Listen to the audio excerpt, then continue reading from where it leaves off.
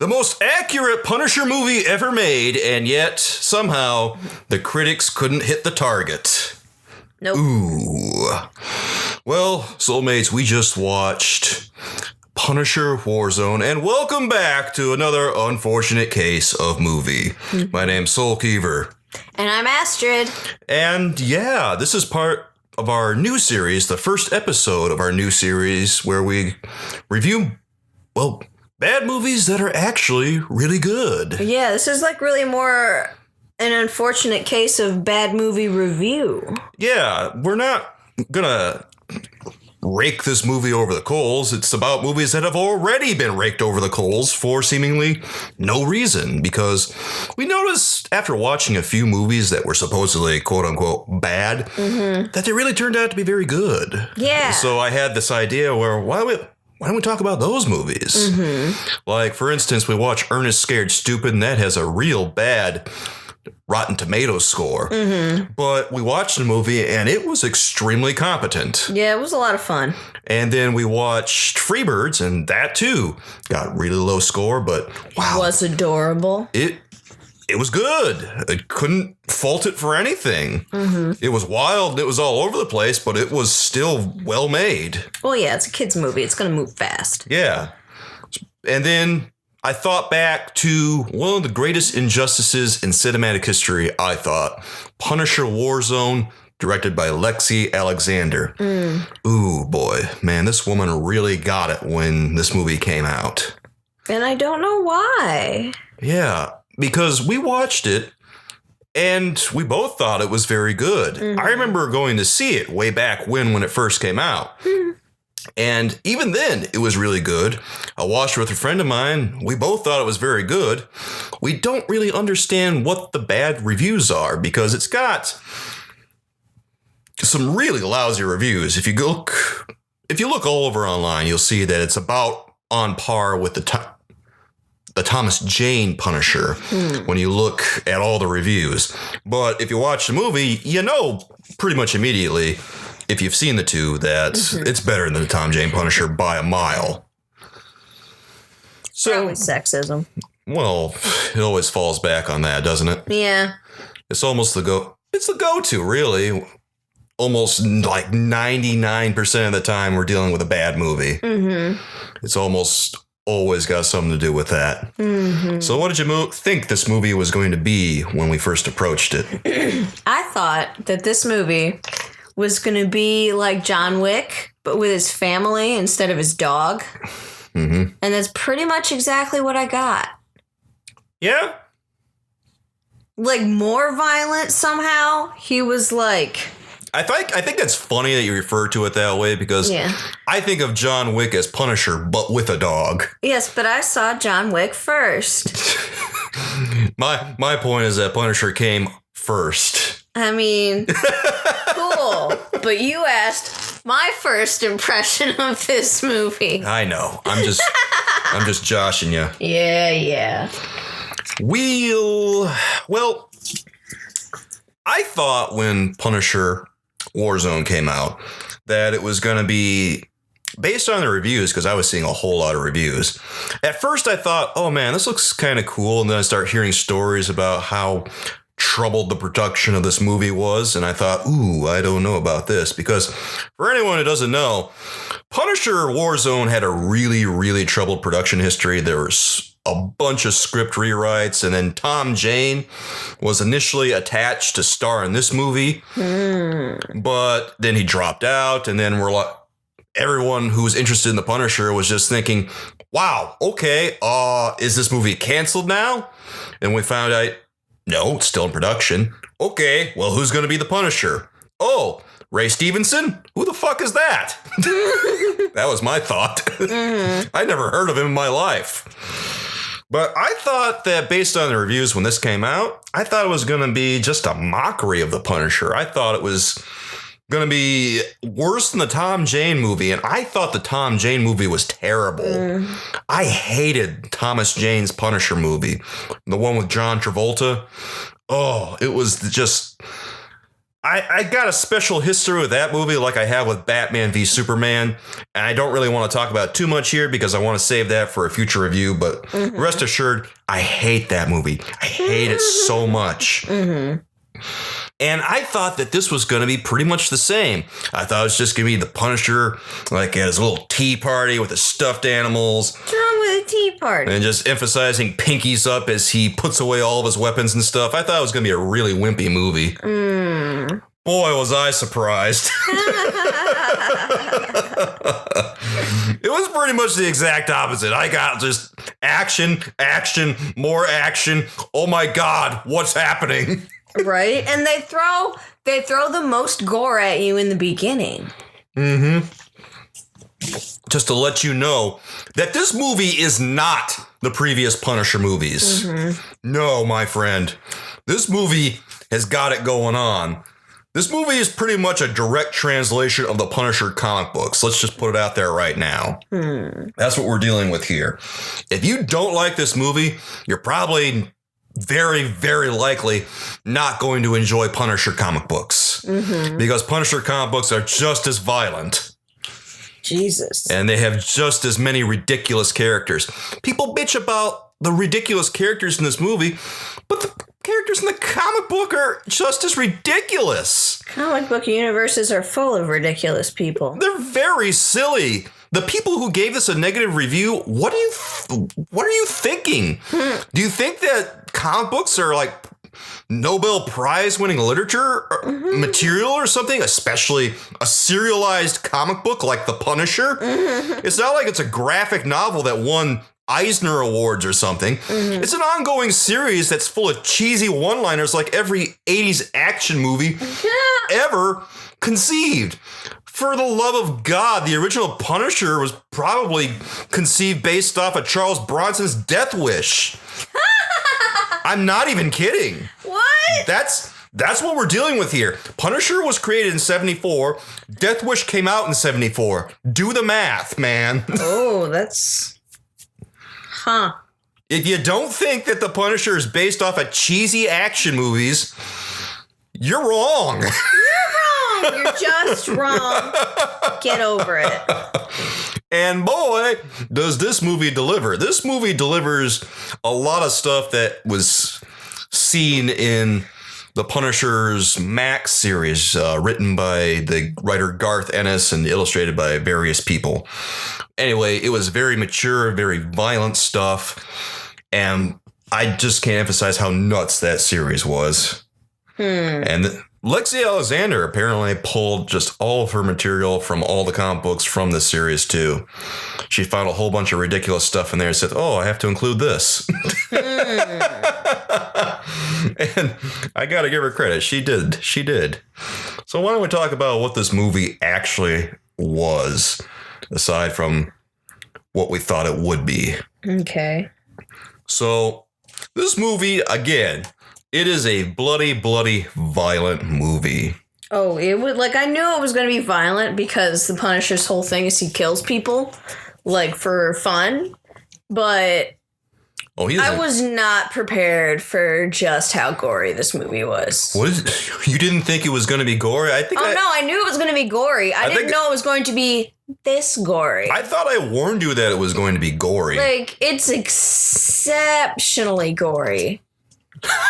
Like, okay, and like I was saying before, the most violent stuff happens right at the beginning, so you'll know real quick whether or not you can take this movie. I had to look away from the scene I'm talking about. Oh, you wimp. When he cuts the guy's head off or something? No, in the very beginning, when he pushes Billy the Beaut into the, like, glass compactor. Oh, that was pretty metal. That was horrifying. Why didn't you just execute him like everybody else? He's not even so I'm like, is that the guy that killed his family? And he's like, no, he just really hates mobsters. Yeah, Punisher just pushed him in there because he hates mobsters. And he's the only reason. He's just going around like it's a stand mixer on your kitchen countertop, like, oh God, he's still alive. His arms are waving, he's screaming. Punisher's just chilling. Yeah. It was sick. Punisher does not care about mobsters. Does not. I mean, I get killing them, But he went like full medieval. That was disgusting. Yeah, that's how Punisher rolls. Does he do that a lot? Does he do a lot of fucked up kills? Yes. Why? Like, the comic book is littered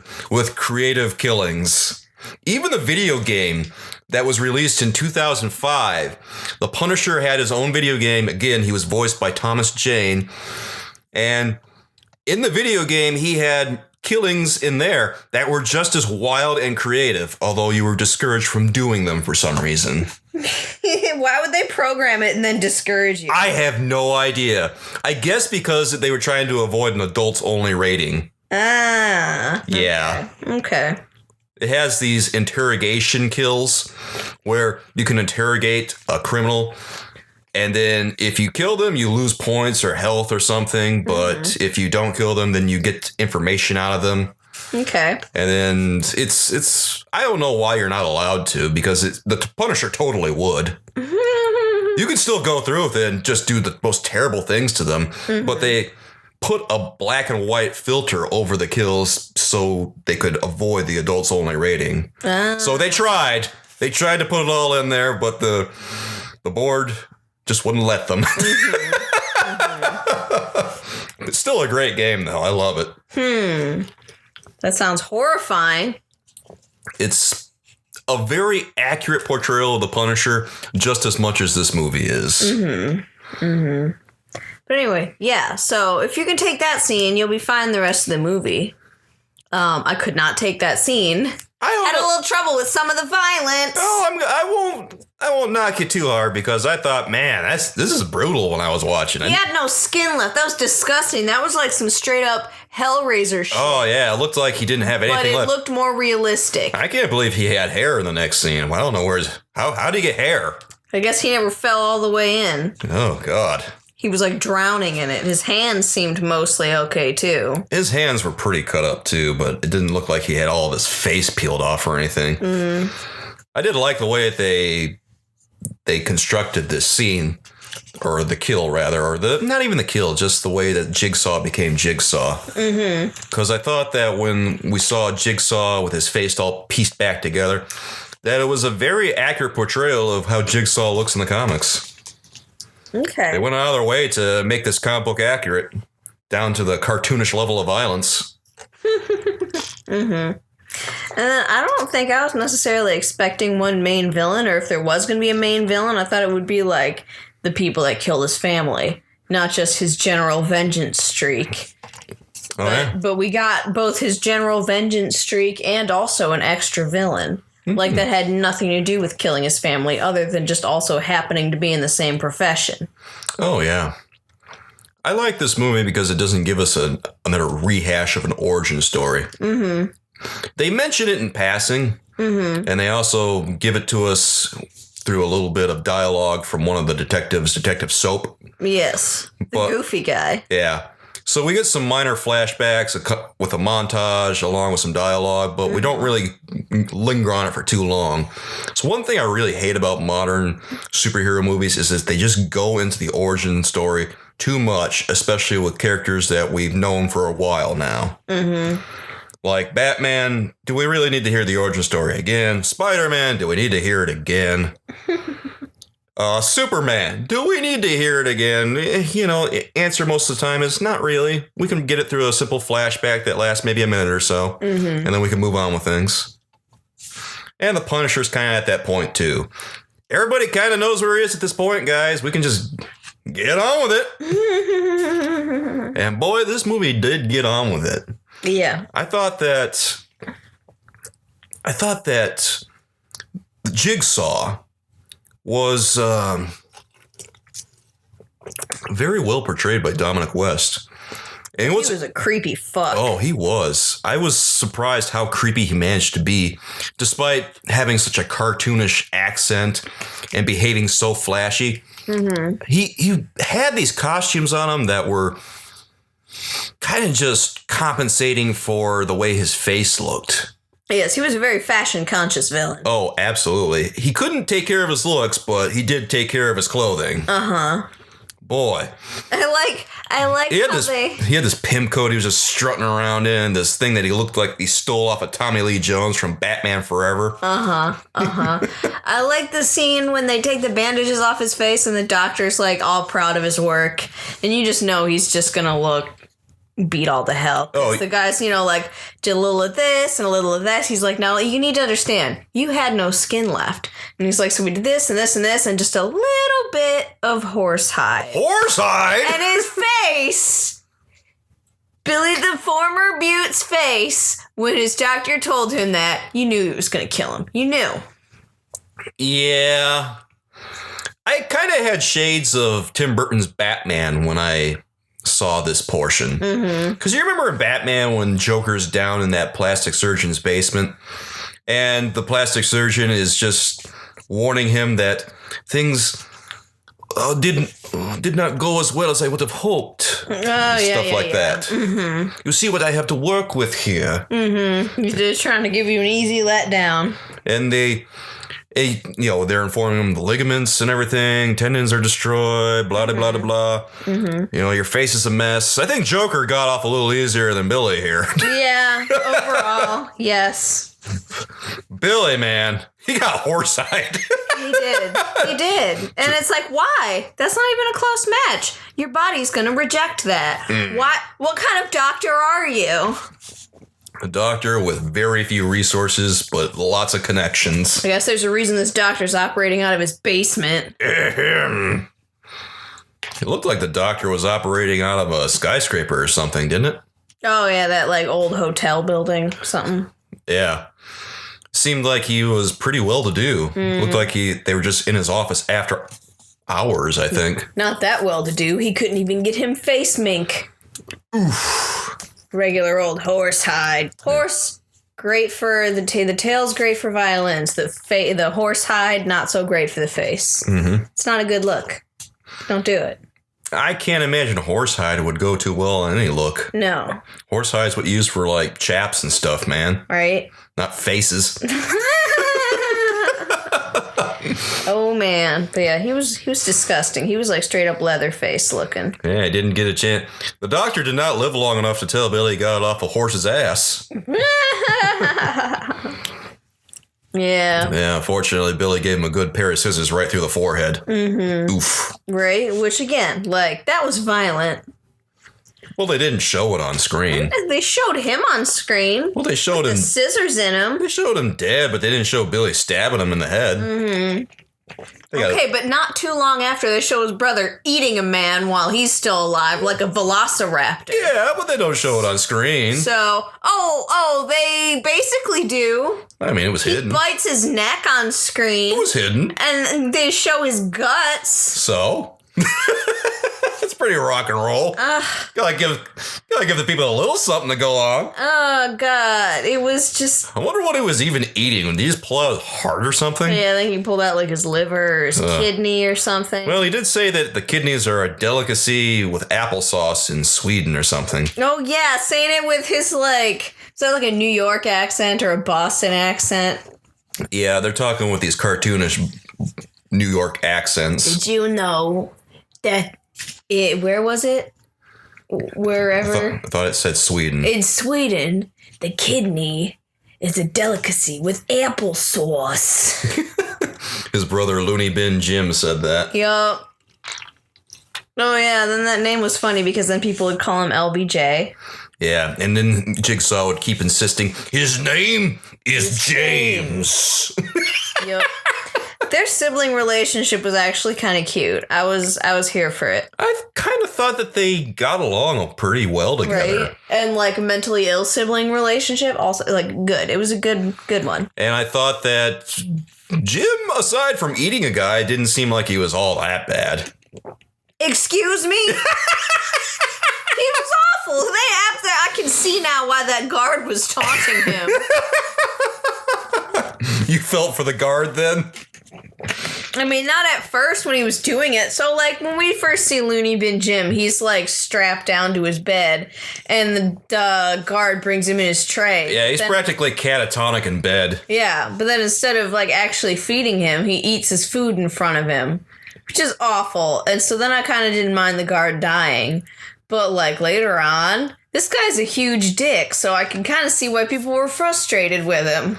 You can see why the guard was treating him like absolute trash, and you were there for that, too, I guess. Well, after the fact. After the fact. Not so much when he was doing it. Yeah. That was a bad look. But later on, I could see why you'd fuck with this guy, because... he's a sick fuck. He's not a good person. He's not a good person. He's awful. He's not worth my empathy. The Rosati brothers are just terrible. Right? Like, where were their parents? Are their parents as psychic or psychotic as they are? Probably. At least one of them. At least one of them. Jesus. I did like the way that Looney Bin Jim, or James, was able to get Jigsaw to calm down about his looks a lot. Mm-hmm. Like he would keep saying to his brother, you look fantastic. Right? As long as we're together, you'll never have to look in another mirror. And he wasn't even being sarcastic when he told Billy he looked fantastic. He meant it. Mm-hmm. He was happy to see a face that wasn't a guard eating his applesauce. Even if it was his brother's torn up face. And somehow he still recognized him. Of course he did. It's his brother. Yeah, but he's got a bunch of horsehide for a face now. Yeah, but who else is going to come to see him?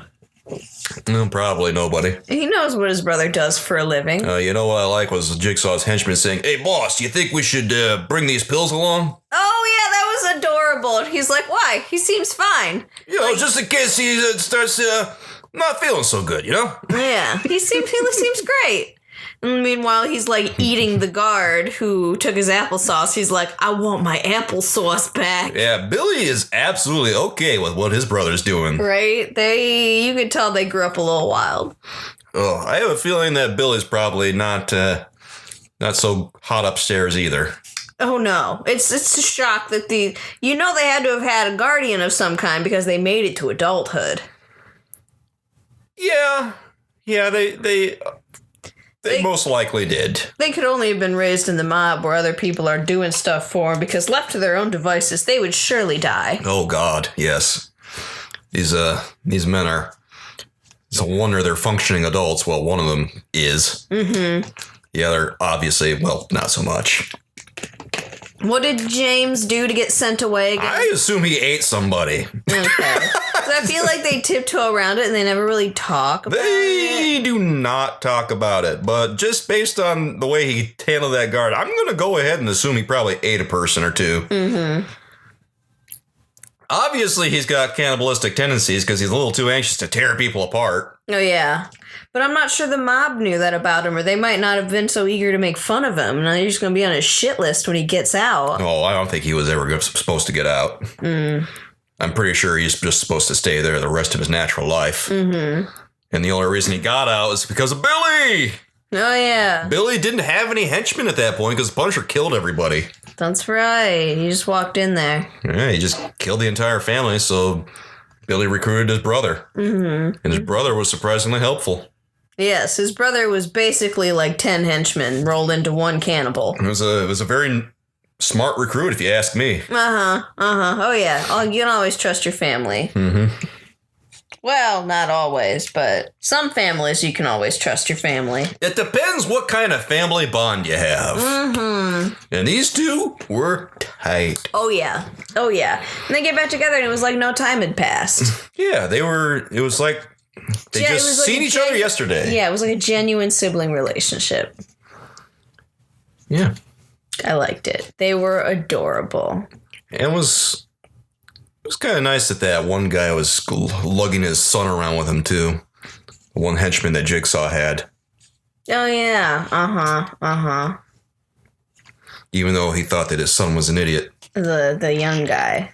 Mm-hmm. Yeah. Didn't he die, too? They all died. Yeah, I felt a little bad for him dying. I felt like he was young enough that you could have, reformed him. Well, he didn't get reformed. Punisher caved his face in with a punch. Oh, that's the one. He reformed his face is what it got reformed. Yeah, from a mountain into a valley. Yes. Oh my God, I couldn't believe how hard the Punisher punched. Right? What the hell? Does he work out in his little subway house? Yeah, he works out in the sewers or the subway abandoned railroad, wherever. Uh-huh. Yeah, it's hard to define where the Punisher lives. He lives underground in the subways in an abandoned portion. Oh, yeah. Where no one ever goes, but there's still electricity for him to leech off of. Right? Even the other homeless people wouldn't go to see him. Like, normally when you're living, like, underground, aren't you part of a community? I don't know, I guess. I feel like they pool resources sometimes. Probably, but obviously... That's why you get, like, shanty towns and tent communities. Yeah. Obviously, they're staying away from the Punisher. Okay, and that's one thing that I was not expecting because I'm not very familiar with the Punisher, is everybody knows who he is. He's like the one, I don't know if he's like a hero, and I don't think he's like a superhero necessarily, but like he's the one hero, like superhero, who does nothing to hide his identity. Everybody's just calling him Frank. They all know exactly who he is. Yeah, I remember you were super shocked that everyone was calling him Castle, everyone was calling him Frank. Yeah, I was like, wow, no, they all know who the Punisher is. Well, they found out who he was? I'm like, everybody knows who he is. Yeah, like this, I guess, was not a secret. It was never a secret. No. The only reason he's not because he also doesn't seem to make any effort to, like, run away. And so, like, the only reason, he almost gets caught in the very beginning. The only reason he doesn't is because the guy lets him go because he's a fan of his work. So it's like... Yeah, the cops in this universe love Frank Castle. Yeah. And I don't really get the impression that they all like him, but enough of them like him or are scared of him that they leave him alone. Well, the FBI doesn't seem too keen on him, but the NYPD lets him do his thing. They let him do... Yeah, they, like, keep files on him, and they've got, like, one guy on the task force. But the guy on the task force, I think, was the guy who let him go. It is hilarious how the NYPD in this movie does not take the Punisher seriously at all. Mm-hmm. They nominally have a Punisher task force, but it's just a basement with one guy working in it. Yeah, and a shitload of files of all the people the Punisher's killed. Yeah, so the entire basement is filled with files. Yep. This one guy from the FBI, Budiarski, or whatever his name was, goes there, and he meets up with the leader of the Punisher Task Force, which is one man, Detective Soap, and the guy asks to see the Punisher files, and then Detective Soap says, go ahead and take a look. He says, where are they? And Detective Soap says, all of them. Yeah, he's like, pick one. And he's like, where are they? Where's the Punisher files? And he's like, they're all around you. Camera pans, just the entire basement is Punisher files. Right? Yeah, it was like old, like, library archives looking. Just file, open files. This man has been prolific in 5 years. Right, yeah, and they said he only started killing like 5 or 6 years ago. Wow, he is just doing nothing but killing. Yeah, that's pretty much all he does. He doesn't have a job anymore, does he? He just kills people. Punisher doesn't have a job. This is his job. Oh, God. You know, the Punisher makes his money. He takes the money from these crime families. And then he just keeps it? Yeah, he just keeps their money and lives on that, or uses it to... But why is he living in the sewer? Because he can't just stay any place. I mean, he could rent like an Airbnb. Yeah, but then the cops are going to have to go and get him then. Oh, they don't know where he lives in the sewer? No, they don't know where he lives. They just don't bother trying to locate him. Okay. But if they knew where he was, they'd have to go and get him. Mm-hmm. Or they could get in deep shit. Yeah, all right. I guess I accept that. So they live in this kind of state of willful ignorance. Yeah. Where they don't try to find him, but if they do find him, well, I guess we gotta arrest him. Mm-hmm. Okay. But no one really cares about the Punisher and what he does in this movie. They all give him a wide berth. All the citizens know who he is. They don't care. They just give him a wide berth and let him do his thing. Yeah, they're all either proper scared of him or approve of him. Yeah, everyone is kind of scared of him, although no one really fears him as long as they're not doing anything mobster-like. Mm-hmm. It's pretty well established at this point that he only goes off after mobsters and gangbangers and stuff. Yeah. Yeah. So, no, the citizens of New York in this movie are not scared of him. Okay. And the police know who he is. Everybody knows Frank Castle is the Punisher. Uh-huh. No one cares. Did they know who he was before he started being the Punisher? Did he already have a reputation? Well, I don't think he ever called himself the Punisher. I think they just kind of found out who he was eventually. Oh, after he was already being called away. And they don't explain the skull on his body armor. I would like to know why he uses that. They don't need to explain it. It's not important. I mean, he's kind of gleefully violent. They explain what the skull is in the adaptation in the Tom Jane version. They explain it in the version with John Bernthal that came out pretty recently. But here, they don't bother explaining because it's not important, really. In the Punisher Tom Jane version, what it was is that it was some sort of symbol to ward off evil spirits or something that a guy he picked up off the guy that healed him after his family was attacked and stuff. And I think in the other one, he just might have painted it or something. Yeah. Or he might have found the shirt in a shop or something like that. I don't remember. I just would have liked to seen a scene of him giving it like a buffing up the spray paint or something. Yeah, that would have been a nice little effect. That it was there. I think nobody ever acknowledges it. And like, okay, I get that they know who he is and that he's out there apparently every night killing people to rack up such a high body count.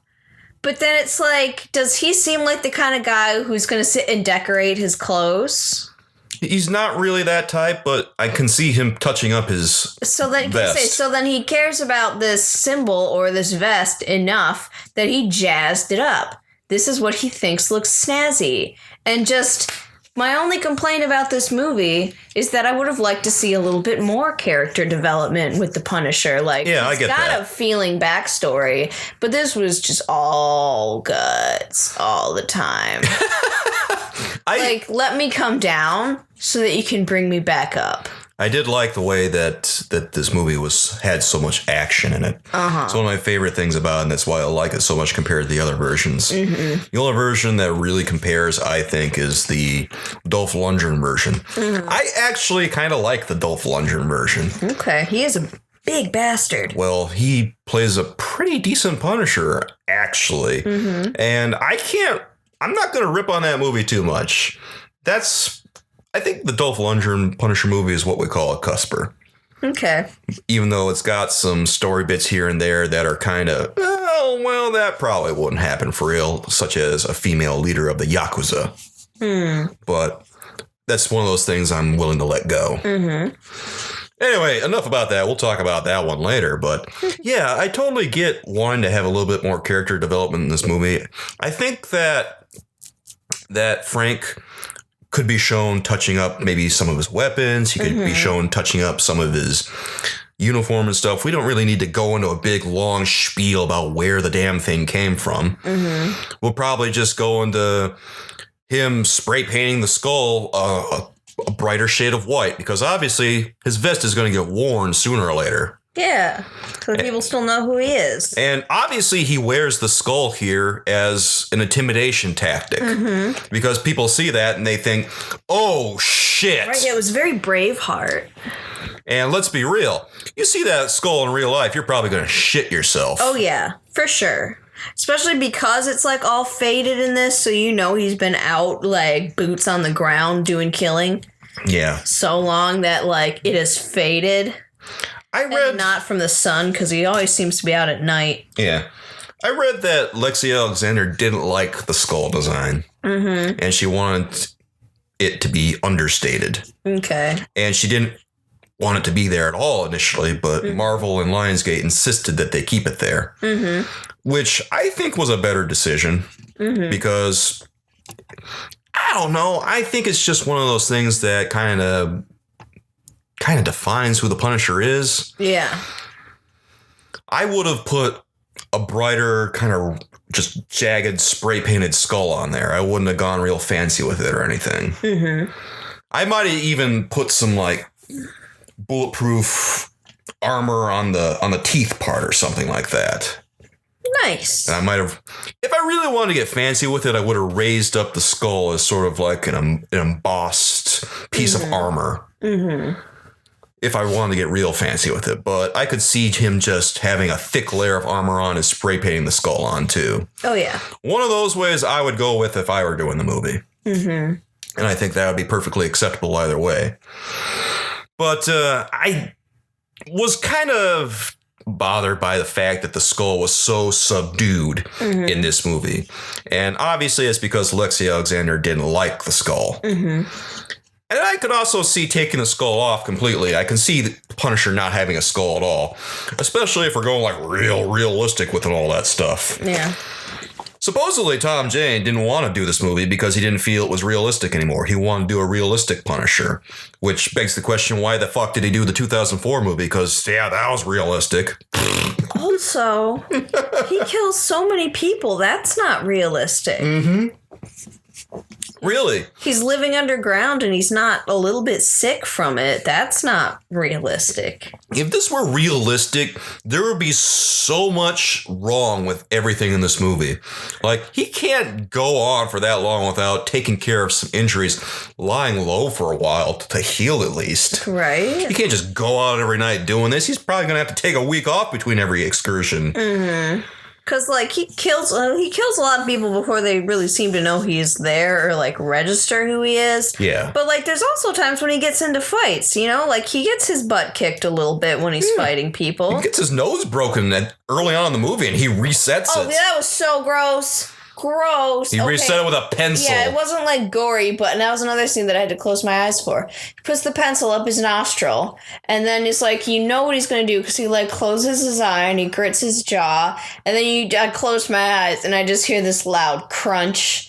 Yeah. And it's like, oh, I'm glad I didn't watch that. Oh, that was awesome. You should have watched it. Oh, that was so gross. I'm glad I didn't. I know you were sniffing. He was sniffing earlier, and you were wondering if he had a coke problem or something. Yeah, because they had him sniffing a lot, and you're like, no, his nose is broken.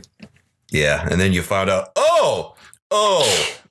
Yeah, gross. Snaps it back into place, and he's like, all better. Right, yeah, and he's checking his breathing. Oh, man. Oh, man. My mom had that done once at the doctor's office, just having him snap it back. And she's like, I don't know if it was like, was it during the custody battle or something where she had to get to court later, but she's like, I don't have time for sedatives, just do it. Oh, God, that's pretty metal. She had him just reset her nose. Damn, wish we had a video of that. My mom's a hardcore lady. Sometimes a little too hardcore for her own good. A little bit. We're talking about someone who has an aversion to going to doctors to the point where, oof, not good. Yeah. But still, that's awesome. It was, as the kids say, metal. Metal as fuck. Right? Oh, I really like the way they played a lot of metal throughout this entire movie, too. Oh, the soundtrack for this movie was awesome. I mean, it was badass. It was one of my favorite parts. It was great. I don't know what else to say, man. They're playing metal for all this, and I feel like, wow, this is really appropriate for everything that's happening. Some asses are about to be kicked. Right? It was pretty perfect. Mm-hmm. It was, the soundtrack for this was awesome. And, like, I like that kind of music, so I was here for it. It was good. I approved. I thought that the pacing of the film was a little awkward in some places. Mm-hmm. I felt like this could have been fleshed out a little bit. Could have used a little bit more action, I thought. What? Yeah. More action? Yeah, I mean, there was kind of some slow areas where you're just wishing, man, I wish the Punisher would kill somebody here. Wow. We have different opinions there. Yeah, I kind of thought that during a few portions of the movie that it kind of dragged a little bit. You mean the portions of the movie where he was considering his humanity because he accidentally killed an undercover officer? Yes. The only character development we get in the movie, and you want to replace it with more mindless action? Yes. This is why I should have run this podcast. You can put your opinion right back in the dumpster where you got it from. I like this plot point, actually. I like that he's having a moral conflict about being the Punisher anymore. Mm-hmm. And he decides he's going to quit because he accidentally kills this guy who was undercover. Mm-hmm. But it seems like it happens, and then he's just going to peace out despite knowing that this woman and her child are going to be in danger. Mm-hmm. And it seems like something that the Punisher would consider. It doesn't seem like something he would just blow off. No, it doesn't. This is the sort of thing where in the comic book, yeah, it would happen, but then he would peace out after the job is done. Right. And he does do that in this movie. Mm-hmm. This one, I think I get the impression that this was like the first time he ever fucked up a kill in like 5 or 6 years.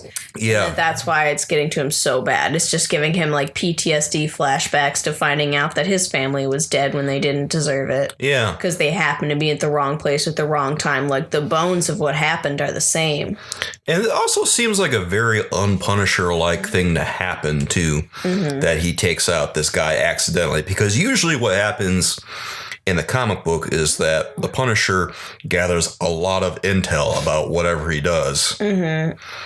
And this was kind of a off-the-cuff journey that he took over to the Rosati plant, recycling plant. Mm-hmm.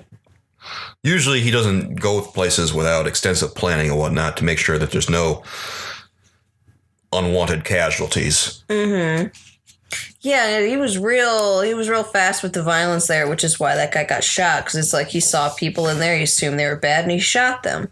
And then it's like, what if what if you didn't just fuck up Jigsaw? Like, what if you had pushed that FBI agent into that glass compactor? Yeah, what if? I get, so you can see where his crisis of conscience came in. So I can see why they put this in the movie, because they have to give the Punisher some kind of development. Mm-hmm. But it's also something that doesn't really happen in the comics. He has no conscience in the comics? Well, he has no conscience for the criminals, but he does feel lousy when he screws up something, and he doesn't screw up much. Mm-hmm. Because he does so much research. Yeah, he researches his fights long beforehand, before he goes into it, to make sure that he doesn't have any FBI agents that he has to deal with or anything like that. Mm-hmm. He doesn't want to kill anybody that he doesn't want to. Mm-hmm. Yeah. He's very, very careful that way, but after he's done all the research, oh God, help everybody. Like John Wick. Yeah. Yeah, I don't know. He's fundamentally different from all the other heroes that I've seen on stuff, because all the other like superhero movies, part of the plot is always like trying to keep the secret, which just makes it stand out all the more that everybody already knows who Frank Castle is. That doesn't factor in here. So like we need something else to be occupying his like personal mind, because it's not going to be the conflict over, do I tell my family who I am, or if my family knows, do they worry about me and want me to hang up the, cape myself. Mm-hmm. Like, so that has to come from within instead. Everybody already knows who he is. They know what he's doing. And then they kind of flipped like the family thing. Like his friends, they're not trying to talk him out of it. They're trying to talk him back into it. They know. Yeah, that was interesting, right? Actually. Yeah. Because Micro, who's played by Wayne Knight, who you know as, what's his name, from Seinfeld and from Third Rock, from The Sun. Yeah, that guy. He was actually an inspired choice as Micro. I always pictured Micro as this guy, so great for them for getting him. Mm-hmm. Everyone's wondering what this guy is doing in this movie, and I'm just thinking, are you kidding me? This guy was a perfect choice for Microchip. Yeah, that was great. In fact, if anything, I wish that Wayne Knight was in this movie more. Mm-hmm. I wish that he was feeding Punisher intel and stuff as he was going along. Yeah, like a proper sidekick. Because that's what Microchip did in the Punisher comics, is he would be constantly feeding the Punisher intel, and he'd be hacking into shit as Punisher was doing his thing. Mm-hmm. Does Punisher take care of his mom in the comics? I think the mom was an added thing. Okay. I don't know a lot about the Punisher and Microchip and stuff, but I think that his mother was just something they added for the movie. Okay. I think Microchip's big thing was that his family was killed by some people too. And then... So they're real full-time mob killers.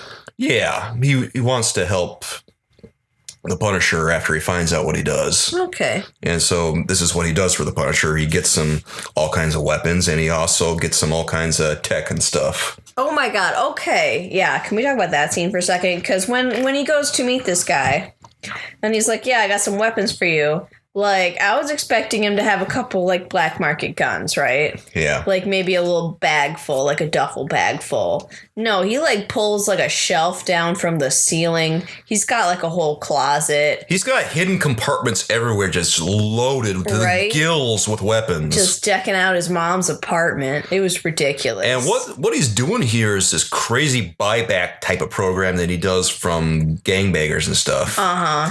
The same gangbangers that then Punisher is going to go around and kill. Yes. Somewhat ironically.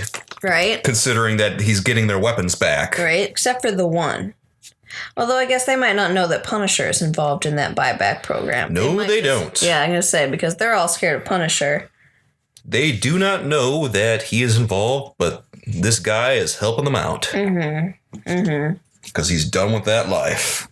So then are the criminals who are doing the buyback program, is that their way of indicating that they're done with that life, or just that they got newer, bigger guns? They're just getting rid of dirty weapons. Okay. Yeah. Then he probably just keeps their information and then passes it on to Punisher so he can kill him. Pretty much. Okay. It's not one of those things that the movie really goes into, so I don't know. Mm-hmm. You know as much as I do. I knew know that he had a shitload of guns in that room. Yeah. Just like guns, and more. It was like in Men in Black, just like flip the whole wall around and it's just guns. I can just imagine the Punisher walking in there saying, "These guns are too small. Right. We need bigger guns." Right. And of course, Microchip does tell him that he can get him a rocket launcher at some point. So at that point, does it really get any bigger? A whole cannon, I guess. Well, I don't even know where you get a cannon. He gets a hand cannon. Yeah. I don't know. Like a museum or like a battleground. Why would he go to get some old ass Civil War weapons? I don't know. Do they still make new cannons? What the hell is he going to do? That'd be your only choice. What's the Punisher going to do with that shit? Nothing. You just asked if it comes bigger. What is he going to do? Light a fuse over at the Civil War Museum? That would be kind of funny. I mean, I could see it happening. It would be funny if they went to a museum and he just lit a fuse and went kaboom. Yeah. That would be a very like if they're already fighting at the museum. Okay, I could see that, right? Yeah. Like maybe that's where the Nazis are meeting. Because they're getting ready to play the South Side in their local Civil War reenactment. Okay. And also, they're doing a Klan burning. Well, I could see him using some old Civil War weapons then, or something like that. Yeah. Or World War II weapons. Bayoneting a guy. Shooting someone with an old musket. Taking a trench spike off the wall and just lodging it in someone's head. Right? See, you get it. Yeah. You know, mild gore. Mild gore. This movie is not about mild gore. No, it's not. This movie is about floods of gore. Yeah, this movie is so bloody. It's so bloody. The Red Cross doesn't need any more donations. No. They may want to screen the blood coming in. Yeah. God knows if any of it's still good. Yeah, it's a lot of gang blood. He had no social skills. Like, he's not like a bad guy. But, like, after he killed that guy, and he goes to see the family because he wants to drop off the mob money for the wife, and he just goes and starts talking to this little girl who, for some reason, this mom is just letting color on the porch, like, at night, whatever. By How herself. late is it at night, do you think? I don't know. It had to have been like 10 o'clock or something. Like, I don't think the Punisher goes out during the daytime. He does not, really. And to be fair, this little girl's dad just died. She's probably not in school at the moment, so, like, it doesn't really matter, but you just left her out there. And, like, this guy was talking to her for, like, a whole minute before you came out with your gun, like, step away from my child. The whole thing was weird. Because, you know, she is out there late at night. Right, she's out there late at night, and your husband just got murdered, and everybody knows he was an undercover FBI agent. And you know that there's going to be trouble coming because news has gotten out. Oh, he's an undercover cop. And guess what? Right. Jigsaw knows. And why didn't they move her out of the house after that happened? Because obviously they know now. Right, yeah. She should not have left her kid outside to play alone, and they also probably should have been in witness protection. But, like, he should not have just gone up to that little girl like, hi, look at this, like, play with my stuff. It can't, like, I know he's not a perv, but I can totally see why it freaked that mom out when she got outside. Yeah, I can see why she pulled a gun on him. Because you don't know who this guy is. Right? That could have been Chester the molester. You don't know. But fortunately, it was just Frank Castle. Yep. Fortunately, I say. Yeah. Well, Frank Castle's not really the sort who threatens children. No. He's actually pretty nice with the kid. Yeah, no, he was nice to her, but she didn't just go up and start chatting with other people's kids, man. Yeah. You've been underground for too long. Yeah, he's really bad at being social these days, and that probably comes from hanging out with Micro too much and living underground all the damn time and never going and doing anything. I don't think he has any leisure time. I don't think he even considers leisure time. No, I don't think he does. I think he's just killing as many people as he can before one of them kills him back. I'm pretty sure that's his goal. And I think he fully expects to die at pretty much any given night. Yes. He probably goes into every situation thinking, you all better kill me. Yep. And then they don't. And he says, well, get to do it again another night. Yep. And I guess that's why he was okay with giving that lady so much money. Because at first I was like, hey, there's money he can live on for a while for his operation. When he just gives it all to her, and it's like, it's because he doesn't care how long he lives or what condition he lives in. Like, his life to him is irrelevant. I think that what he thinks is that he already died when his family died. No, classic. So he's kind of just, quote unquote, living on borrowed time. And yeah, he also wants to make some kind of atonement for accidentally killing her husband. Not that a bag of money is really going to solve that problem, but I guess it's better than nothing. Yeah, no, it can definitely help with the adjustment period. Like, it doesn't mean that she has to forgive him, but I'm glad that she did. Yeah. I just wonder why they didn't put her in witness protection pretty much immediately after the funeral. Yeah, that's a good question. And the answer is probably that law enforcement is cheap.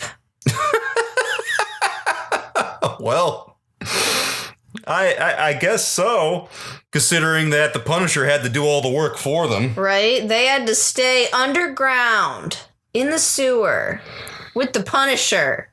It was probably... And eat his weird MREs. Yeah, that's what he gave the little girl to eat, was a ration. Right. Meal ready to eat.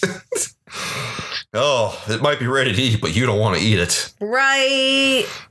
Girl is like, what, 6 years old? You think she wants to eat that crap? God almighty, I've been to a military surplus store and I've seen those rations. Right. All you gotta do is add water. Yep. And like, what was extra funny about that movie, or that part of the movie, was that like she was young enough to where she doesn't really have that social filter yet. Like he doesn't have a social filter either. So then they're just like, they're both fucking up. So she eats it and she's like, oh yuck, what is this? And the mom, who's like rightfully kind of scared of this guy because he just goes around killing people, is like, honey, like watch your mouth or whatever. And the Punisher's just kind of chuckling. Like, yeah, they're not great, but they keep you alive. He's just looking at the little girl saying, yeah, I know where you're at. They're lousy. He's like, they're great for people who don't know how to cook. Probably hasn't cooked anything since his wife died.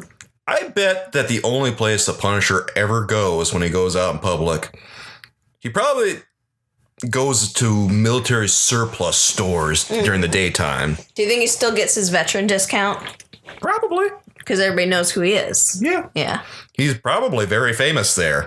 They probably welcome him in every time he walks in the door. They probably just look at him like Norm from Cheers and say, Frank! Yeah!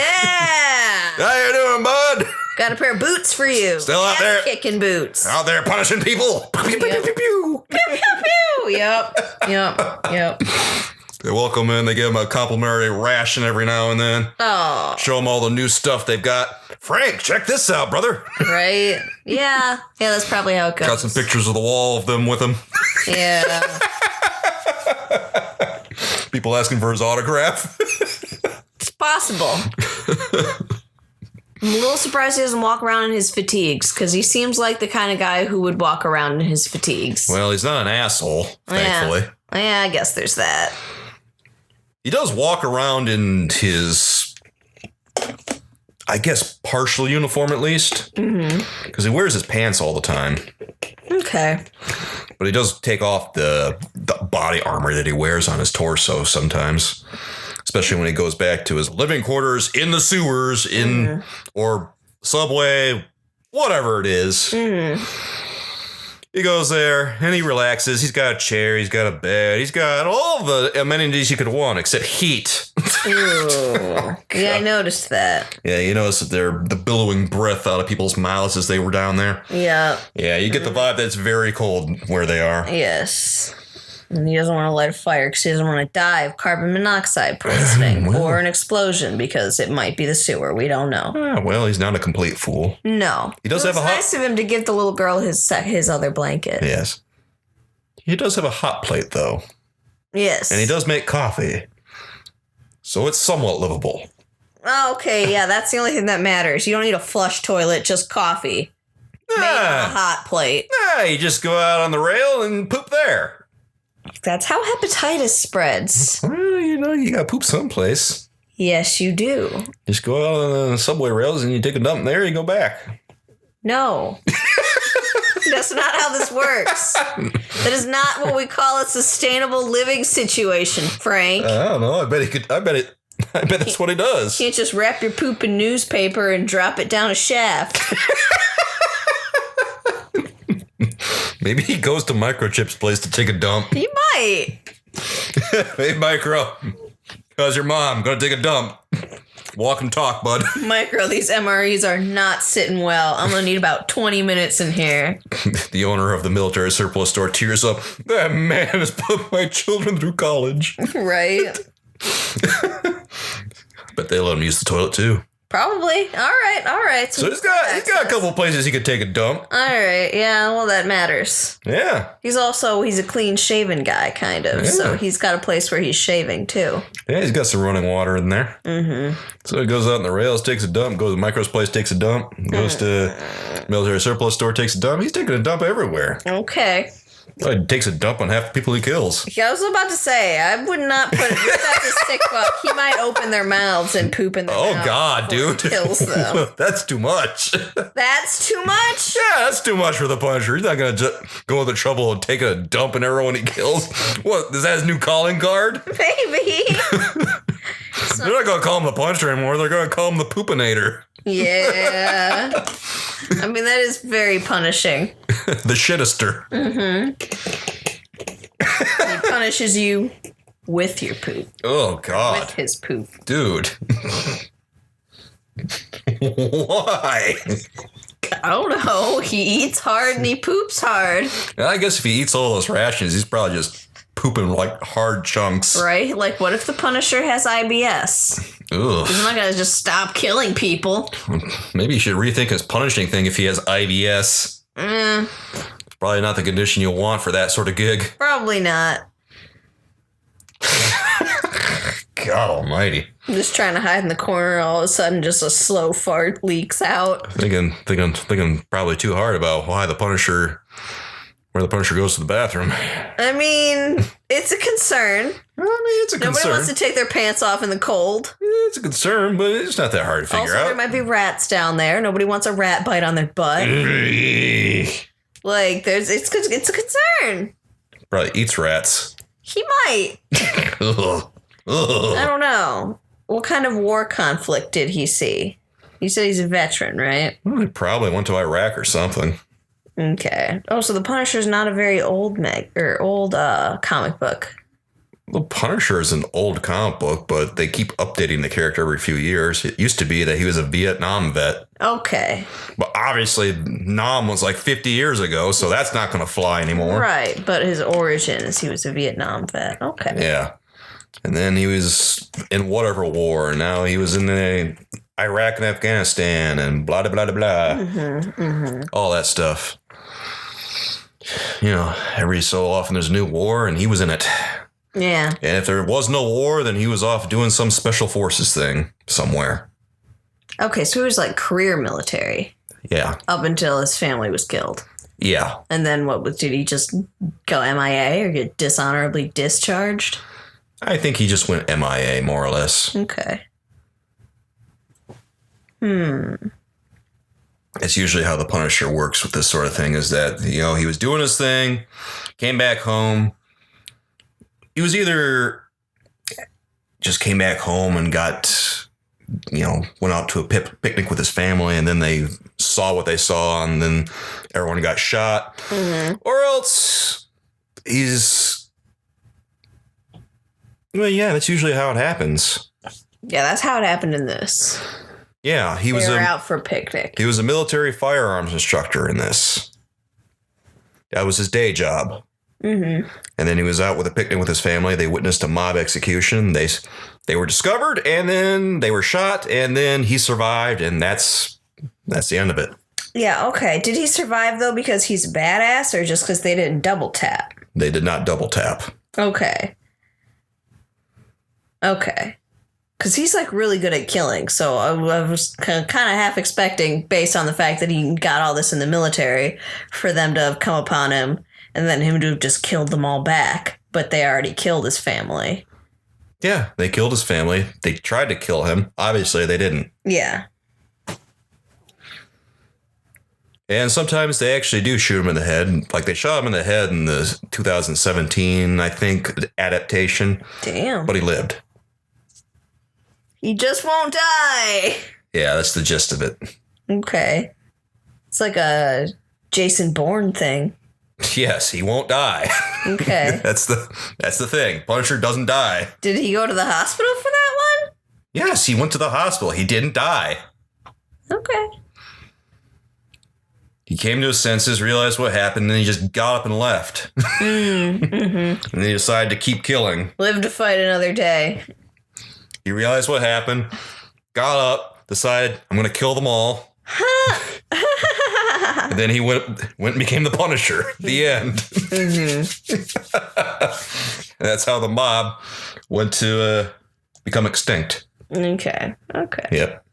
You think they'd get all kinds of new people moving into that neighborhood now that it's gang free? Yeah, I mean, every place is probably all gentrified now.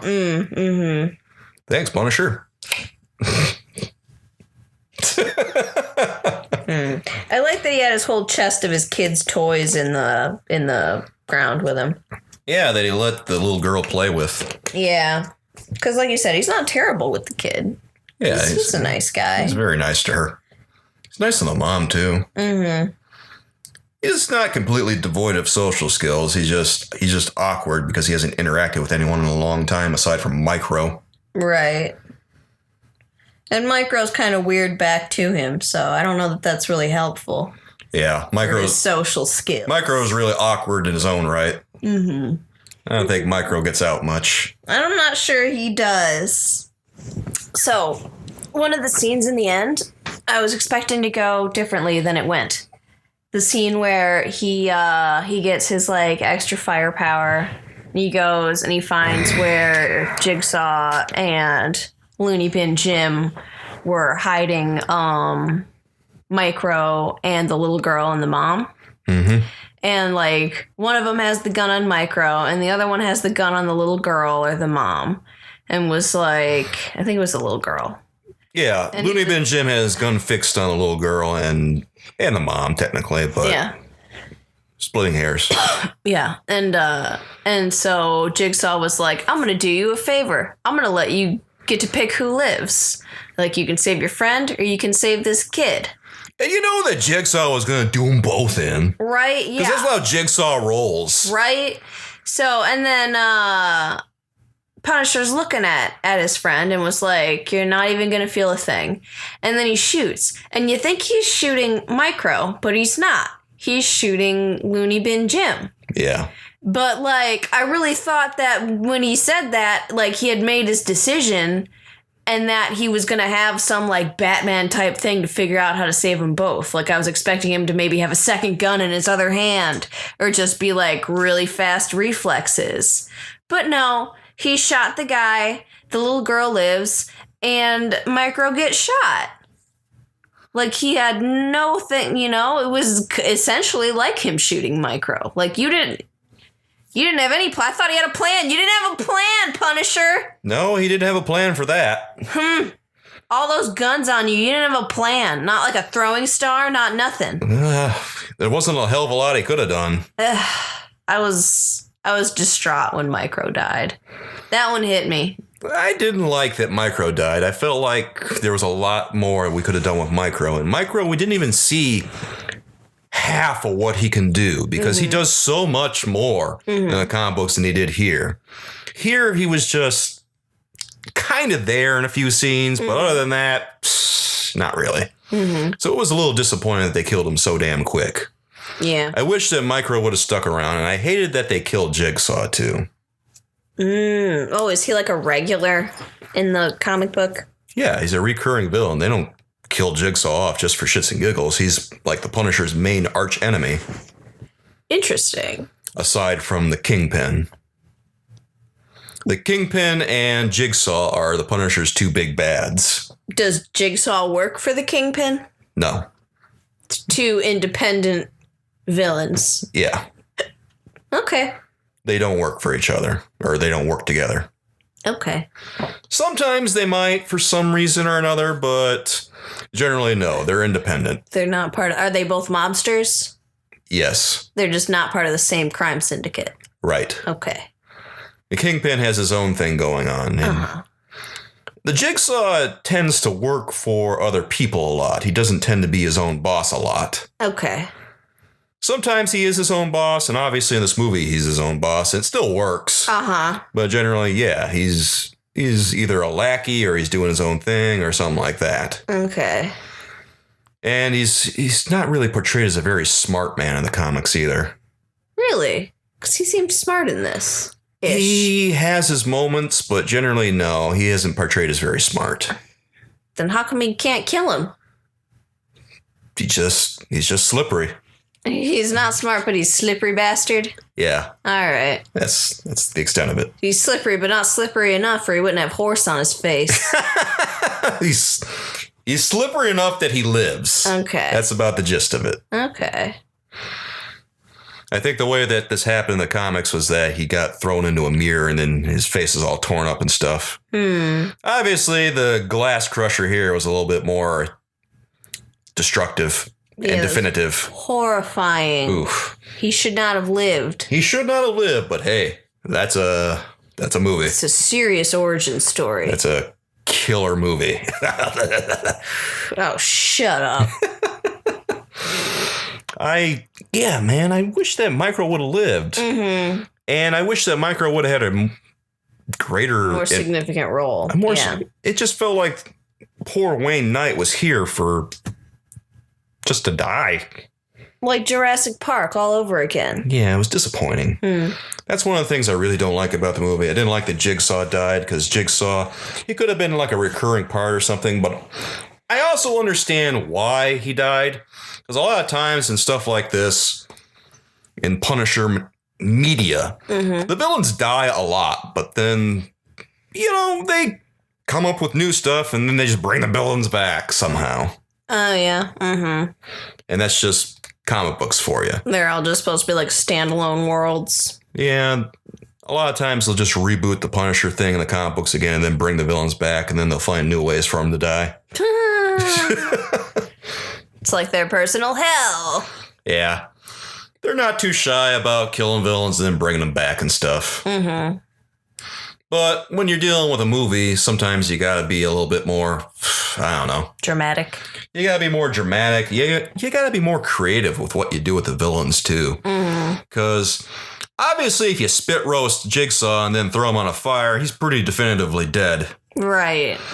But if they had come up with a death for him that would have been less definitive and more ambiguous, well, we could have brought Jigsaw back. They did put him on a fire. Yeah, see, he had like a special... Those kills were personal. I don't get how they did... Why didn't they make him the guy who shot his family? Because, like, everybody else is just getting shot. Jigsaw, he is just mangling. You just want him to become the Joker in Tim Burton's Batman, don't you? He just keeps mangling him. Why? I don't know. The Punisher. Why him? What'd he do to you? The Punisher is just sadistic. Yeah, that's true. He does not care about criminals. He does not. He wants to kill them, all of them. He has And is that criminals in general or just gangsters? Criminals? He wants to kill criminals. Okay. He wants to kill them dead. Okay. It's what he does. Yeah. All right. He has the most fervent hatred for them in the world. Mm-hmm. He will not let one of them live if he can help it. Mm-hmm. Jesus. That's right. That's how pissed off he is about his family. Yeah. And he's not any less pissed off 5 years after the fact. Guess not. Damn. They might not have had anything to do with it, but that doesn't matter to Frank. Mm-hmm. Mm-hmm. Okay. Because they're still going to die.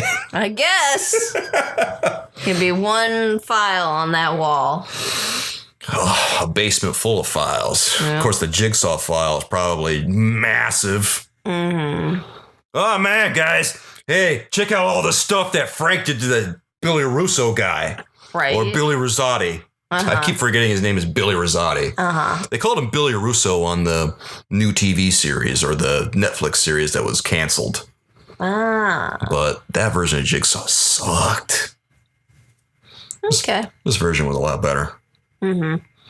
It was gross looking. Yeah, and they tried killing him, or Punisher tried killing Billy Rosati or Billy Russo in the first season of Punisher, but he lived. Mm-hmm. Yeah. Is that when he got his Jigsaw face? Or did he already have it? Yeah, what happened was on that series, the Punisher smashed his face into a mirror like in the comics, and he dragged his face along the broken glass. Oh. And he said, I want you to remember me every time you look in the mirror. Oh. He just kept smashing his face into the mirror until it was all cut up and everything. And by the end of that episode, when he was beating him down, he looked pretty brutal.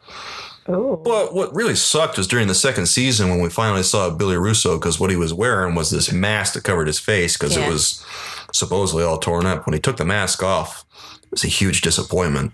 I was expecting something really brutal, but he just had like a bunch of scars on his face and stuff. Mm-hmm. It didn't look like he was all mangled. He was just vain.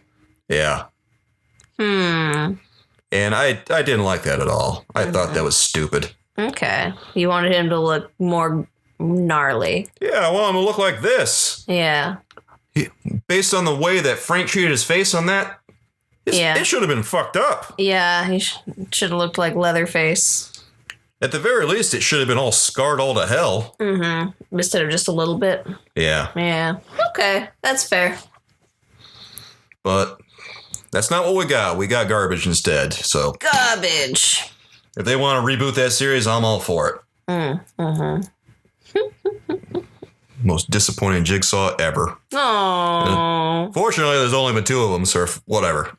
Mm-hmm. This one is clearly superior. Yes, this one is much better. Okay. Well, with that, why don't we go on to our reviews that we've called from Amazon.com. We've looked at, as always, some positive reviews, aka 5-star reviews, and we've looked at the dissenting opinions, aka the 1-star reviews. Yes. So why don't we start with the 5-star reviews of Punisher Warzone and see what we have today. Okay. This one is by The Judge. He gave it 5 stars. Naked with a Punisher skull painted on my chest is how I intend to watch this movie once it's released. My wife wouldn't let me do it at the theater, so I'll have to at home. Whiskey, pizza, the Punisher Warzone, and some assault rifles to clean. Dear God. I'll be a happy camper. Oh my God. So this is the kind of person that the Punisher appeals to, huh? Yeah. Ugh. Good Lord. Yes. I don't even know what to say. That's weird, dude. Yep.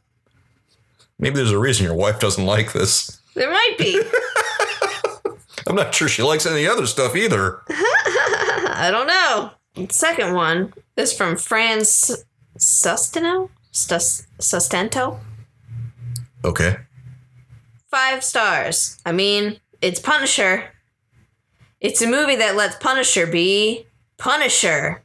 Who needs character development when you got ugly criminals to smoke? Yeah! This is tough guys doing tough guy stuff, am I right? Oh, yeah. Yeah, this is a movie for men. Uh-huh. Men doing manly things. Like throwing men into glass crushers. Right? That was horrifying. And firing rocket launchers at parkour dickheads. Oh, yes. Speaking of, our third review from Patrick. 5 stars. PWZ review. If you like homing missiles that explode people mid-building jump or faces getting punched in, then this is for you. If you want something else less punishing, then why are you watching a movie called The Punisher? That's what I say. Yep. If you don't want the Punisher, then why are you here? Go away. Pretty much. Like I said, tough guys doing tough guy stuff. This movie had a budget of like $35 million, which is actually really small for a movie that's Marvel based. Obviously, Marvel movies have much larger budgets these days, but this is one of these movies that was pre-Marvel Cinematic Universe. And this came out pretty much right after The Dark Knight, which was pretty much the biggest superhero movie ever at that point. Obviously, now that's not the case, but it really was operating on what was comparatively a shoestring budget. So Alexei Alexander didn't really have a ton of stuff to work with. She had a little bit to work with, but she didn't have a lot. The previous Punisher movie had just as big a budget, so both these movies were really, low budget affairs. Again, relatively, like $35 million. It's still, you hear that, you think, wow, that's kind of a lot of money. But then you think in terms of superhero movies and you're thinking, wow, that's kind of not a lot of money, especially considering that Justice League had $300 million put into it. Yeah, I was going to say, when they got two $300 million budgets, you see the problem. I think he's operating with like 20, 30 times or 10, 20 times less. Yeah. And you see the Infinity War movies and they got $300 million budgets too. And you think, wow, okay, she was really operating on a comparatively shoestring budget. Yeah. And she still turned in something that was very comic book accurate. Oh yeah, she should be proud of this. Yeah. Disgusting, but she should be proud of it. I really admired like the color palette that she put on this too. Like, every time you look at the screen, it's got this kind of color theme about it that feels very, like, primary colorish. Like there's a cast of a yellow hue or a green hue or a blue hue or something like that. It feels like it's very comic book. Like it has this kind of ink-like feel about it. Okay. Like, you only see that kind of thing in comic book panels. You see these monochromatic panels like that sometimes. And you see a lot of monochromatic panels in Punisher comics specifically, because he's not a big multicolor kind of guy. You see these gritty, washed out colors like this a lot. These depressing color schemes. Jeez. Like washed out green and deep blue and just spoiled looking yellows. Stuff like that. And then dark blood reds. And yeah, we saw that during the opening scene. Yeah, we did. Really nice the way she did that. I thought it was kind of awkward the way that she tried to frame some of the shots of these characters during close-ups where she would pan the camera all the way so that her face was on the edge of the screen. I remember reading that Lexi Alexander said that she did that so it would look more like a comic book panel, but I thought it looked more awkward than it did comic booky. I thought it would have been better just to film it a little bit more conventionally, because at some point you have to accept that this is a movie. Yeah. And the framing of those shots look kind of weird. That's fair. So that's another point of criticism I have. Well, it's not really a big thing, but it's something I wouldn't do personally. Okay. But why don't we go to our 1-star reviews now and see what they have to say about this movie? All right. The dissenting opinions. So this first one is also from a Patrick. 1 star. I could not wait for it to end. This ranks up there with one of the worst comic book movies of all time. It's at least as bad as Batman and Robin, Catwoman, and Elektra, if not worse. The biggest letdown of this movie is the Punisher himself. What the first movie did right was it created a character we could care about. We had sympathy for the guy as we had just seen his entire family murdered. That Punisher had a purpose. This Punisher's character is as thin as the comic pages he's printed on. He doesn't even talk for the first 30 minutes of the movie. And then we're supposed to care when Don from Third Rock from the Sun is kidnapped? Why is Don in this movie? And then there's Scarface. I mean, Jigsaw. Compare him with Heath Ledger's Joker, and this guy is about as menacing as the robbers in Home Alone. It was painful watching the guy look in the mirror and then start crying. This guy may have killed people in brutal ways, but he was one of the most corny villains in any comic book movie to date. Fans of the comic say this one is more true to the source material than the first movie was. If that's the case, then I guess I wouldn't like the comic if I read it, because this movie was pure junk. It was so bad it was boring. When the woman is pointing the gun at the Punisher and he told her to squeeze, I was really hoping she would. But then her stupid son had to break in and say, Mom, where's my red pen? Her son? Yes, this guy's not smart. Or he's kind of a misogynist if he doesn't recognize that's a little girl. Right? Her stupid son had to break in and say, Mom, where's my red pen? I need it. Wow. After seeing this movie, it's completely understandable why Thomas Jane didn't want to have anything to do with it. The Punisher Warzone punishes the people who watch it. Jesus Christ. I'm not sure this person has ever read a Punisher comic before in their life. Mm-hmm. Because Micro is a very, very prominent figure in the Punisher comics. Mm-hmm. He crops up a lot. Yeah. And he's like the Punisher's sidekick, more or less. Yeah. Not really a sidekick, but he's a guy that's helping him out behind the scenes. He's kind of like Oracle from Batman. Mm-hmm.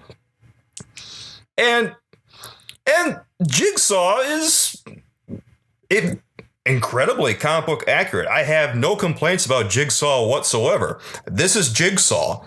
They cast the right person. Mm-hmm. The guy who played Jigsaw got it right. Mm-hmm. They got the makeup right. This is Jigsaw. If you don't like that, I don't know. You probably don't like the Punisher, dude. Yeah, that's probably what it is. And then what they're bitching about the writing here. It's just like, man, the Punisher is in some award-winning comic book or some shit. Mm-hmm. It's a serial comic book with some cheesy-ass 80s action movie style writing. It is not good literature. Right. Don't try to act like it is, you nerd. Mm-hmm. It's shit, and I know it's shit. Yep. It's entertaining shit, but it's still shit. Yep. It's fun shit. That's what we got here. We got fun shit. Mm-hmm. You have to judge a movie on its own merits, and as a cheesy action movie, hey, it works, man. Oh yeah. Well, let's hear the rest of these guys. All right, this next one is by Jeffrey, 1 star. Boring movie due to bad directing. Boring movie due to bad directing, terrible screenplay, and completely miscast. I couldn't even finish it and dropped it off at Goodwill the very next day. Good Lord. Dropped off at Goodwill? Right, that's some serious hate. Why did he buy it instead of just renting it? I don't know. Cocky. Does he know what Redbox is? I don't think so. Does he know what Netflix is? I don't think so. Seriously. Netflix has a DVD option, dude. That's how we watched it. Yep. We didn't buy it. We just rented it. Why are you buying it if you don't even know you like it? I don't know. Verified purchase format DVD. Was he an idiot? Yes. Answer, yes. Yes, he is. Yes. What even? All right. This last one is by Frank, 1 star. Another bad Punisher movie. Is it really that hard to make a good Punisher movie? No. This was bad, not only as a Punisher movie, but as an action movie on the whole. The fact that Thomas Jane turned down the script for this one because of a lack of realism should be a red flag. It was obvious that Lexi Alexander was just simply trying to put out another Punisher movie without any regard to actual quality. If you're going to make a movie based on the comics and you want it to look like the comics, then you need to do it like Sin City did. Otherwise, just go for realism. She did do it like Sin City did. She copied shit directly from Punisher comic books. No. She actually went out of her way to do so. No. The Punisher's entrance into the movie was bad sign from the start. Very slowly making his way across that table, slicing throats as a room full of armed mafia people simply sit there and do nothing slowly. but patiently wait their turn to be killed. Then it gets worse. He's then hanging and spinning upside down as he shoots everyone in the room, a la Boondock Saints. Good Lord. Later on, at one point, he caves in a guy's face with one punch. I don't believe that is possible. Also, is it too much to ask that the movie makers familiarize themselves with the guns and weapons they are going to use in the movie? It's a Punisher movie. I should not know more about guns than they do. Twice they show the Punisher using the M203 grenade launcher. Except in the movie, they make it look like a rocket launcher instead of a grenade launcher, complete with white trail of smoke. Why does he care so much? Those large revolvers he was seen using are actually much louder and more powerful in real life than what was shown. Yeah, no shit. Every gun is more powerful in real life than what's shown. Granted, every movie is going to stretch the limits of reality, especially when it comes to action. But this is one of those that is just over the top to an unbelievable and unenjoyable degree. If you like your action to lean more on the realistic side and you're familiar with guns, then I'd say spare yourself the disappointment of watching Punisher Warzone. If you've never seen any Punisher movie, then I suggest only seeing The Punisher with Thomas Jane and John Travolta. Oh, that movie was fucking terrible. Why would you recommend that? Because I guess the guns are better. Jesus, does this guy jack off to pictures of guns all night? Probably. It might be the same guy that was at the first one. Or like the brother of the guy from the first one who's going to watch the movie naked while polishing his guns. Good Lord, these people are twisted. Yup. This is the problem about the Punishers. He's got a lot of fans who misunderstand the point of the Punisher. Mm-hmm. The point isn't that he's some fascist gun-waving maniac. Mm-hmm. The point is that he's a soldier with PTSD, I should say. Yeah. Who's unable to cope with the fact that his family got murdered in front of him. Yeah. Like, it's not that he's in denial, but he's definitely stuck in anger. He's definitely angry, and he's definitely got some kind of mental illness. Mm-hmm. Oh, for sure. And the VA probably doesn't help him. Of course they don't. They don't really help anybody. Oh, yeah. That's just the VA, brother. Mm. But yeah, the point isn't that he's a fascist gun-waving maniac. The point is that he's got serious problems. Mm-hmm. He's not someone you're supposed to admire. Yeah. He's someone you're supposed to take away life lessons from. Exactly. You're supposed to kind of pity him. It's kind of like all these other characters like Rick and Morty and stuff. You're not supposed to admire them. If you admire them, you're missing the point. Yep. Don't get me wrong. He has some code of ethics that sometimes are decent. Mm. Other times, not so much. Yeah. Probably the way that he handles justice isn't the way you want to handle justice. No. There's a reason that he's a comic and not a real thing. Thank the Lord Christ he's not real. Yeah. Oof. Yeah, boy. Some of these people are way, way out there. Right. They probably need some help themselves. Good Lord. It's possible. I thought that Ray Stevenson was a good choice for the Punisher, actually. I was looking at him while watching this thinking, man, that looks like the Punisher, all right. Oh, yeah, he did a great job. And I was not looking forward to seeing Punisher, who was not the guy from the TV series, because he's what I'm used to. Yeah. This guy nailed it. And he was a big sumbitch, too. Uh-huh. Ray Stevenson's like 6'4". Oh, wow. And actually, the Punisher in the comics is a big bastard, too. Okay. Punisher in the comic books is around that height. Okay. So if he punches someone, he might cave their head in. He might. Because he is really big. Your head is basically a cantaloupe. And there's been several comments from characters in the comics about the Punisher's size, and they usually say something around the lines of, Jesus, he's huge. Yeah. Everybody likes their comic characters larger than life. Yeah, quite literally. Ah. So, why don't we go now to life lessons that we've taken away from Punisher Warzone? What did you learn from this movie, Astrid? I learned if you're scary enough, the cops leave you alone. I learned that a rocket launcher is never overkill, just the best kind of kill.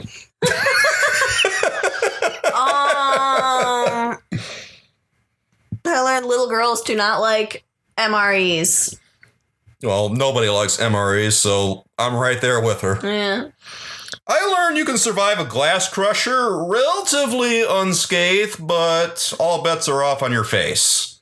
I learned never replace a mobster's face with horsehide. Well, that's definitely one that you should apply to all areas of the body. Uh-huh. In all walks of life. Yes. I learned you can deafen a child with gunfire and the sound of gruesome death, but the important thing is that they don't see it happen or else they'll be scarred for life. Oh, yeah, she's gonna walk away fine.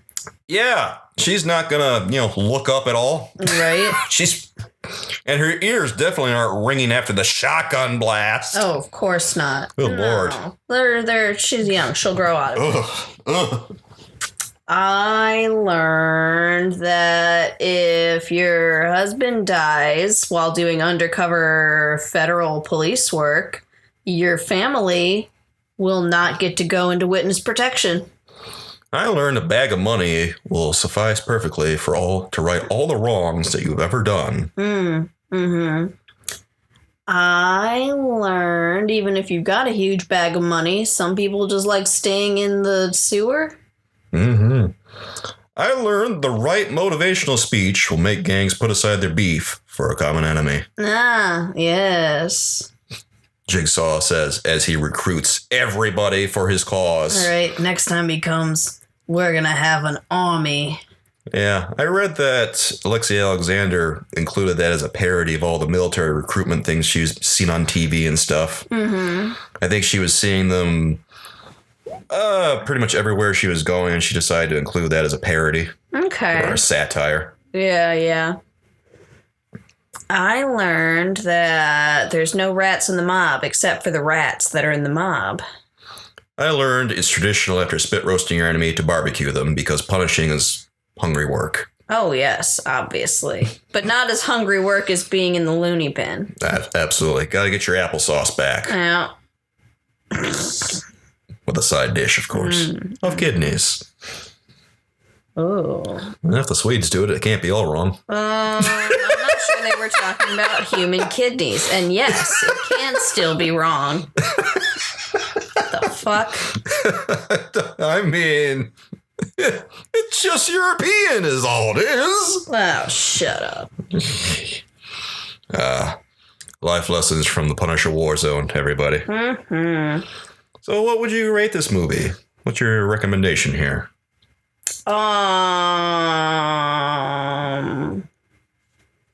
One spit roasted villain and one very clean, bloodless glass compactor. I give this movie a blown up parkour guy. Ooh.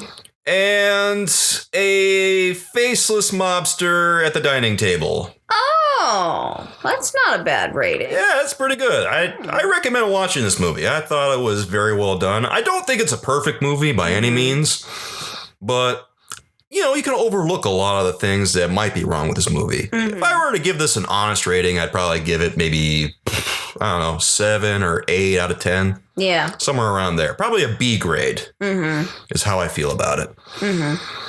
I don't think it's a perfect movie. I think it's got some things wrong with it. Like the script obviously is a little thin in some areas with regard to character development. And some of the shots didn't work like Lexi Alexander intended them to, I don't think. Mm-hmm. But it's not enough to break the movie, I don't think. Okay. Yeah.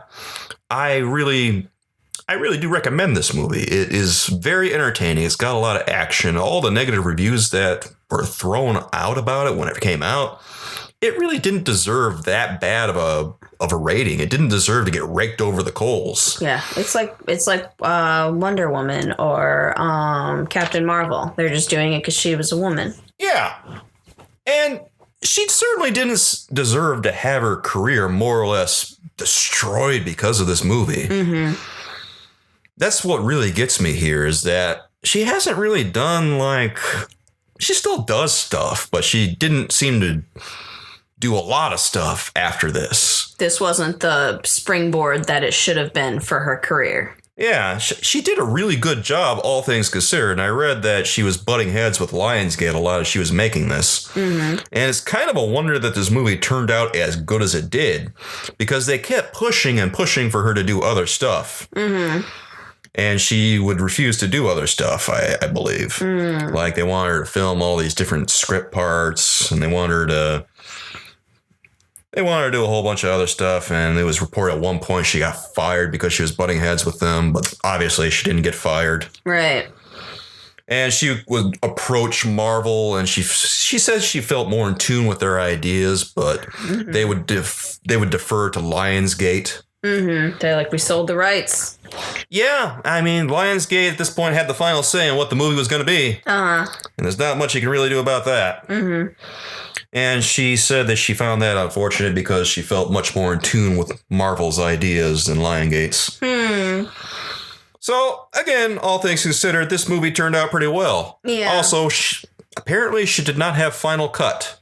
So, again, despite all that, it still turned out pretty good. Oh, yeah. No, I would, and as somebody who doesn't know much about The Punisher, I would still recommend this movie because you'll still understand it. This doesn't require a deep... I mean, you might have more of an appreciation for this movie if you have a deep comic book knowledge, but you will get by just fine without it. Yeah. A lot of fun. Gory, but fun. I don't feel you have to know a lot about The Punisher going into this because they pretty much tell you what you need to know. Yeah, I mean, I guarantee you don't need to know a lot about The Punisher because I know very little about The Punisher and I understood this movie. They certainly speed it along. It didn't leave me confused like Batman v Superman did. Oh, yeah, this is much more competent than that will ever be. Mm-hmm. It's much more competent than a lot of movies because it doesn't overstay its welcome either. Yeah, it was good. It's fast-paced. It's about 103 minutes, and boy, it doesn't feel like 103 minutes. Mm-mm. It feels like less than 90 minutes when you watch it. Yeah. It really, really speeds it along. It's really action-packed, and if you like that kind of movie, man, you're going to love this shit. Mm-hmm. I will warn you, though, that it's got a lot of violence. Oh, yeah. Super, super violent. It's really, really violent. And if you're thinking that we're overselling it, you better check yourself, man, because we're not overselling it. Yeah. Face in a glass compactor. Gross. Gross. Face gets blown off a guy's head. Face gets punched into a guy's head. Yeah. You literally see that stuff. You see a man get blown apart with a rocket launcher. Yeah. Gross. Gross. You see a man get impaled and thrown on a fire. You see a man eat another man. No, we don't see that, technically. We only see parts of it. See enough. Not enough, in my opinion. Shoes on his neck. That was plenty. Yeah. He chewed on the Punisher's neck. Chewed on a couple of necks. Yeah, I guess that's true. Like he was trying to bite him like a rabid squirrel. Well, yeah, that's just Looney Bin Jim being Looney Bin Jim. It was nuts is what it was. Yeah. It was awesome.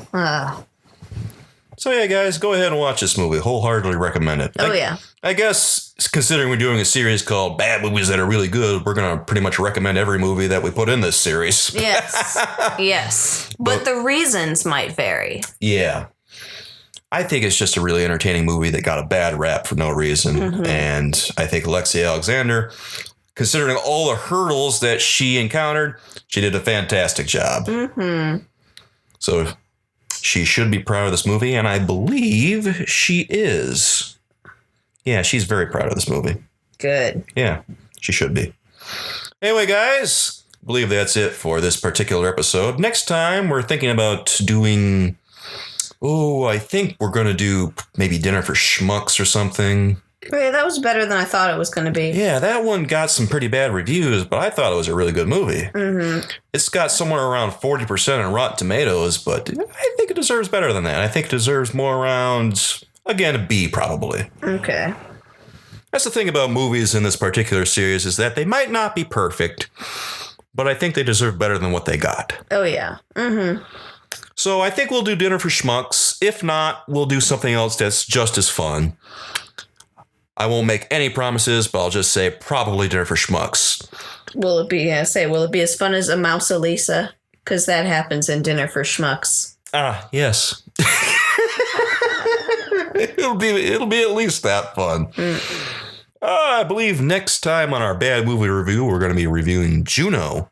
Yes. A movie that we both hate wholeheartedly. I have things to say about Juno. Yes, we have a lot to say about Juno. Unfortunately or unfortunately, I don't know. However you want to put it. Well, whatever you want to say, we just think it's a terrible movie. A lot of people like it, but we don't. Nope. So we'll be back to talk about that movie very soon.